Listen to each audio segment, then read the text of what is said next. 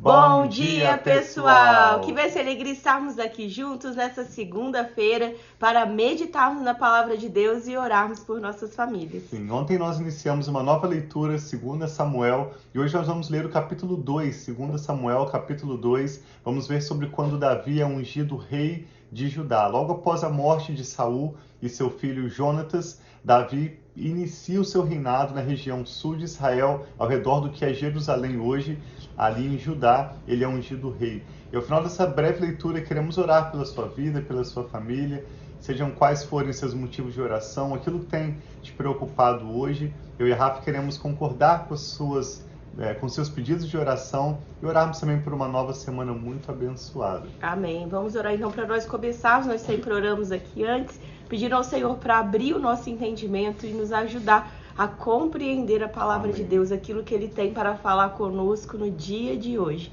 Pai, muito obrigado por esse novo dia, obrigado pelas tuas misericórdias que se renovam a cada manhã. Nós apresentamos a Ti, Pai, as nossas vidas, as nossas famílias e pedimos, Pai, que o Senhor venha abrindo o nosso entendimento e falando conosco enquanto nós lemos, Pai, e ouvimos a Tua palavra. Em nome de Jesus, amém.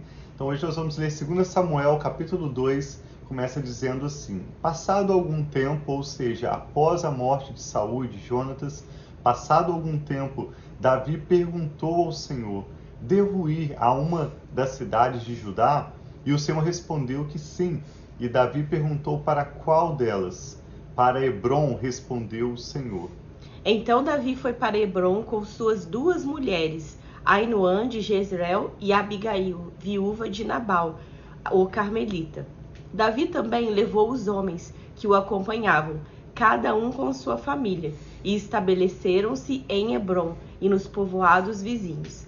Então os homens de Judá foram a Hebrom e ali ungiram Davi rei da tribo de Judá.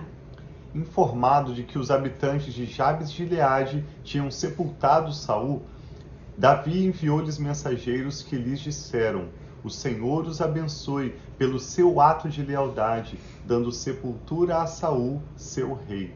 Seja o Senhor leal e fiel para com vocês. Também eu firmarei minha amizade com vocês por terem feito essa boa ação. Mas agora, sejam fortes e corajosos, pois Saul, seu senhor, está morto, e já foi ungido rei pela tribo de Judá. Logo após esse momento, inicia-se um conflito entre o exército de Davi, que é liderado por Joabe, e o exército de Saul, que é liderado por Abner. Verso 8 diz assim: enquanto isso, Abner, filho de Ner, comandante do exército de Saul, levou Isbosete, filho de Saul, a Manaim, onde proclamou rei sobre Gileade, Assuri, Jezreel, Efraim, Benjamim e sobre todo o Israel. Isbosete, filho de Saul, tinha 40 anos de idade quando começou a reinar em Israel, e reinou 2 anos. Então, após a morte de Saul, seu filho Isbosete, isso é uma parte da história que pouco é comentada ou relembrada, filho de Saul chamado Isbosete, reinou como rei de Israel durante 2 anos.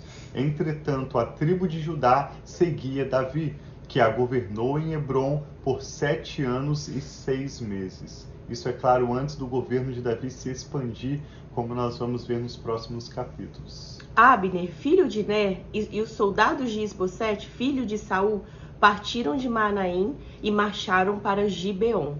Joabe, filho de Zeruia, e os soldados de Davi foram ao encontro deles no açude de Gibeon. Um grupo posicionou-se num lado do açude e outro grupo no lado oposto. Então Abner disse a Joabe: aqui nós estamos lendo sobre 2 homens inteligentes, corajosos, homens que lideravam grandes e fortes exércitos. Abner, o líder do exército de Saul, e por outro lado Joabe, o líder do exército de Davi, que embora seja muito menor, era um exército muito bem treinado, muito fortalecido nas dificuldades em que eles haviam passado. Sim. Então Abner disse a Joabe: vamos fazer alguns soldados lutarem diante de nós. E Joabe respondeu: de acordo. Então 12 soldados aliados de Benjamim e Isbosete, filho de Saul, atravessaram o açude para enfrentar 12 soldados aliados de Davi.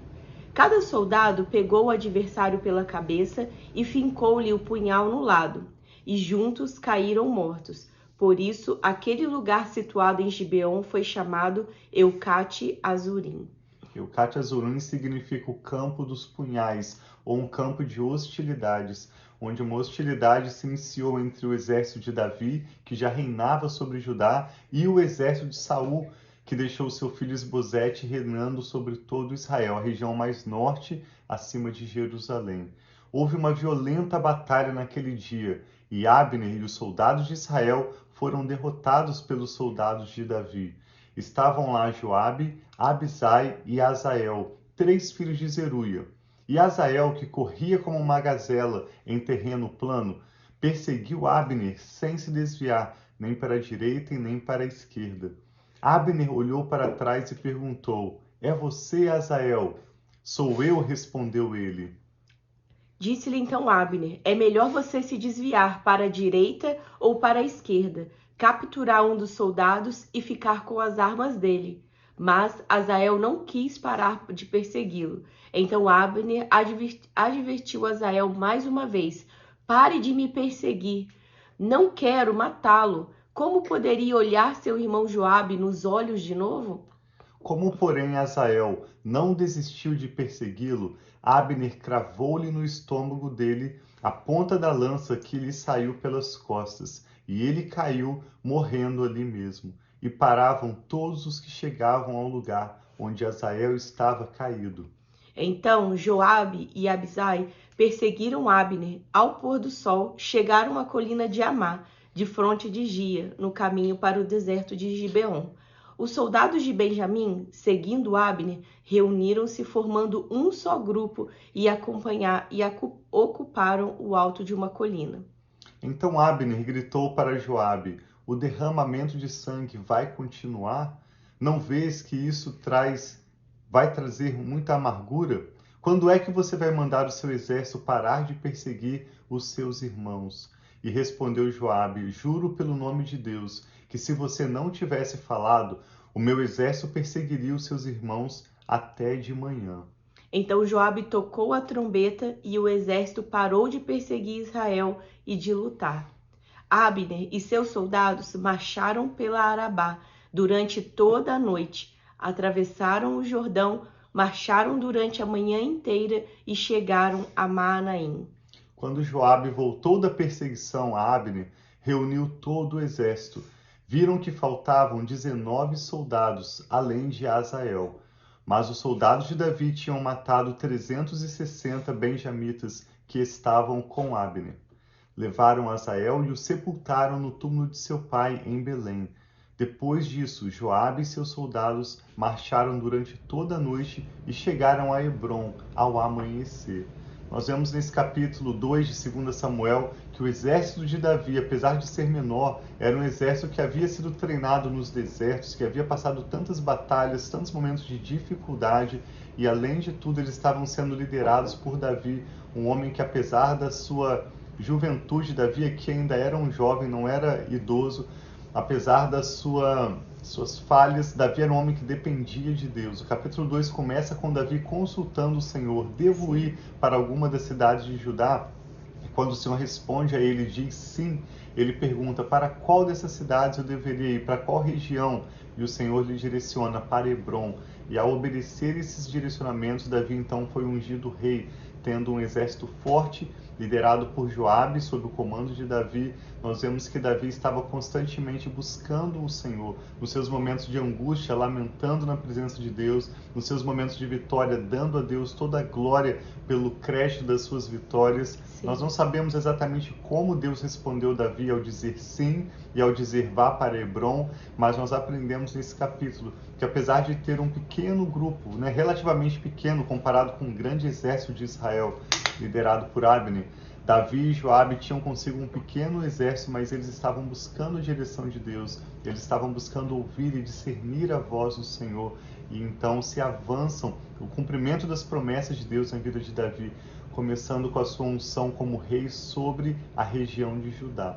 Então nós começamos hoje, essa semana, chamando você também a buscar, ouvir e discernir a voz de Deus. Pergunte ao Espírito Santo as perguntas que estão no seu coração, as dúvidas. Peça a Deus sabedoria para as decisões que você tem a tomar e, de alguma maneira, na sua soberania, de maneira tão diversa, tão criativa como Deus pode se comunicar diferentemente com cada um de nós, nós vamos ouvir a voz de Deus, nós vamos poder ver também as promessas dele se cumprindo em nossas vidas e em nossa família. Sim, e tantas orações nós podemos hoje em dia saber o clamor do coração de Davi, orações que Davi fez através do livro de Salmos, que tem compilado tantas orações, não somente as orações, os louvores de Davi, mas de outros homens de Deus também, de outras pessoas relacionadas nesse tempo. E nós sabemos que Davi, ele passava assim dificuldades, mas sempre ele coloca que na angústia dele ele clamava o Senhor o ouvia. Ele falava que algumas vezes ele até mesmo tinha inveja dos inimigos,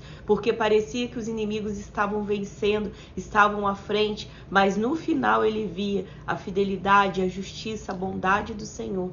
Então, se talvez você esteja passando por um momento que parece injusto, que parece que os inimigos estão prevalecendo, saiba que Deus é um Deus que Ele ouve o nosso clamor, que na nossa angústia Ele nos responde.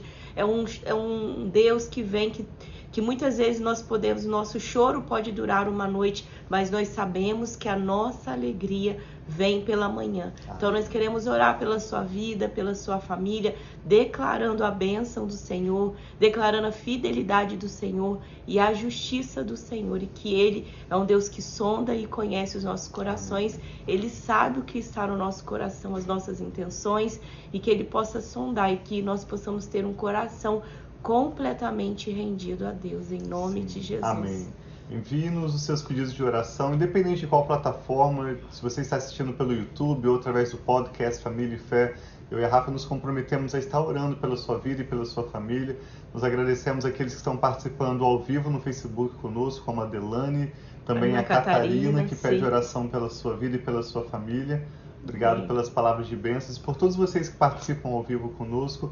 Mas mesmo que você esteja assistindo mais tarde, por favor, tenha liberdade para enviar os seus motivos de oração e nós vamos estar lembrando de orar por vocês. O que o Espírito Santo está falando ao seu coração?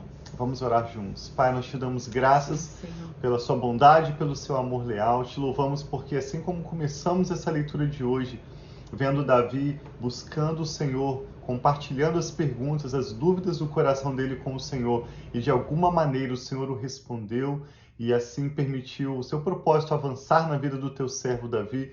Nós também, eu e a Rafa, com essas pessoas que estão conectadas conosco agora, apresentamos ao Senhor as nossas causas, nossas famílias, Pai, cada necessidade. Toma, Pai, aqueles que apresentam agora os nomes dos seus filhos, dos seus netos, aqueles que apresentam seus familiares, amigos, cada causa e cada nome apresentados agora em oração ao Senhor. Eu e a Rafa pedimos que o Senhor contemple e responda, ó Pai, quando for necessário, operando os teus milagres, quando for necessário, trazendo aos corações a paciência para guardar o tempo, o modo do Senhor. E aqueles que precisam, Pai, de avançar, de tomar uma decisão, pedimos que o Senhor dê a sabedoria e guie seus corações na tua paz. Tua palavra diz que a paz do Senhor é um árbitro em nossos corações. Então livra-nos, Pai, de toda distração e de todo agito, de toda ansiedade, e permita que a tua paz venha sobre os nossos corações, nos apontando o caminho que nós devemos seguir, Pai. Sim, e nós veremos certamente todas as tuas boas promessas se cumprindo em nossas vidas. Nós cremos e declaramos pela fé que o Senhor cumprirá para conosco o seu bom propósito. Amém, nós Senhor. cremos e entregamos tudo que toma nosso nome sob os teus cuidados, Recebe, nosso futuro, Senhor, nossa família está nas tuas mãos.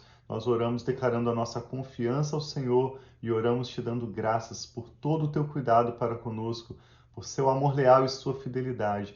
Nós abençoamos essa pessoa que ora conosco agora Sim, com a Pai, tua cada uma paz. delas, em nome Abençoamos de essa Jesus. nova semana que iniciamos Sim, meu Pai, hoje. em nome de Declaramos Jesus. sobre essa pessoa e a sua família a bênção do Senhor, que nos enriquece e não acrescenta Amém, dores. Pai, que assim Oramos e seja. te damos graças, Pai, em nome do Senhor Jesus.